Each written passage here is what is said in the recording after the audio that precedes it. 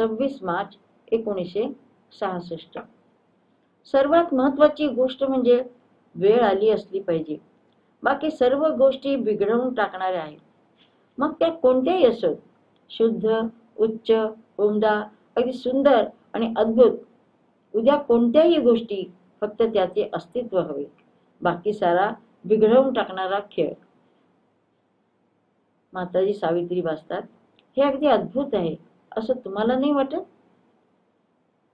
मात्र देव मुहूर्त जेव्हा निकट येऊ लागेल, तेव्हा दिव्य शक्ती शालिनी, दिव्य माऊली ही दिव्य काळामध्ये दिव्यावतार, दिव्य जन्म आणि मानवी मृण्मय रूपात तू घडवून ठेवलेल्या मानवी जीवनात चिन्मय भगवंत जन्मास येईल, अवतार घेईल.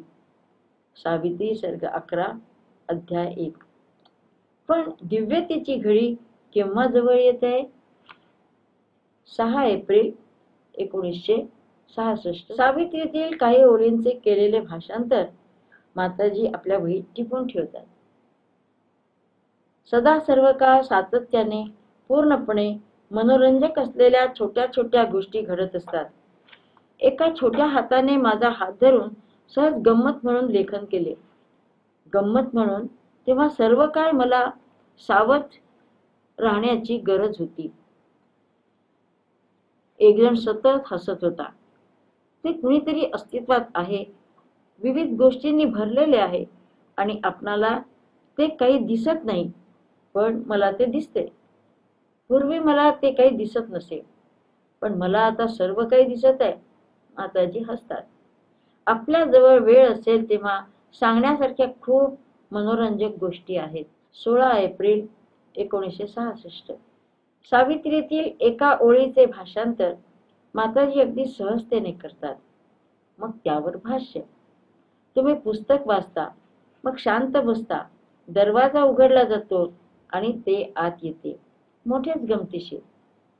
कुणीतरी मला तसं करायला सांगितलंय. या भावनेनं मी तो प्रयोग आजच केला.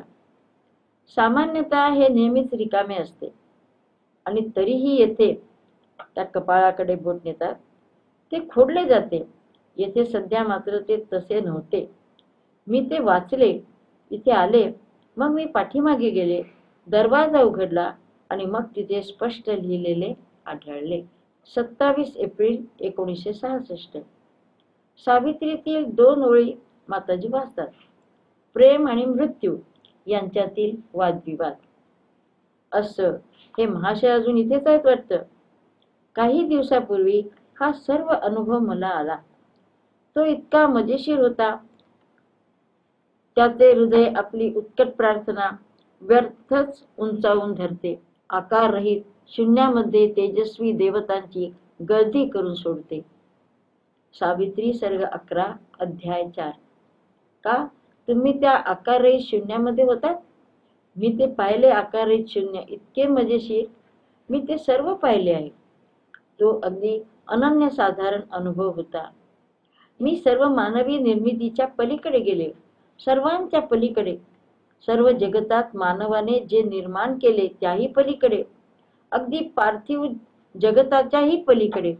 आणि तेथून पाहताना मला दिसले ते देवाच्या संबंधात मानवाच्या असलेल्या सर्व कल्पना व देवाप्रत जाण्यासाठी त्याने चोखाळलेले मार्ग, ज्याला ते देव म्हणतात, आणि अदृश्य जग व देव, सर्व काही एकामागून एक सर्व गोष्टी अगदी सावित्रीत वर्णिल्याप्रमाणे घडत गेल्या.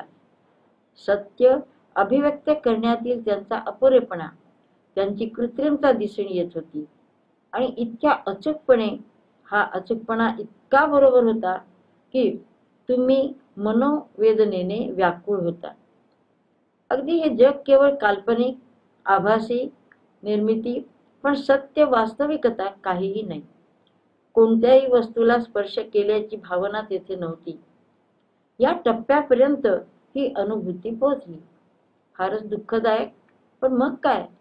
काय खरे सत्य काय आणि या सत्याच्या पलीकडे जाऊन आपण कशाची कल्पना करू शकता? आणि मग सर्व उलगडा झाला. हे असे होते. सर्वस्व त्याग करण्याचा आविर्भाव माताजी करतात. पूर्ण समग्र मुक्ती आपणाला माहीत असलेल्या, आपण माहीत करून घेणार असलेल्या गोष्टींपासून मुक्ती, अगदी समर्पण हा शब्दही पुरेसा नाही.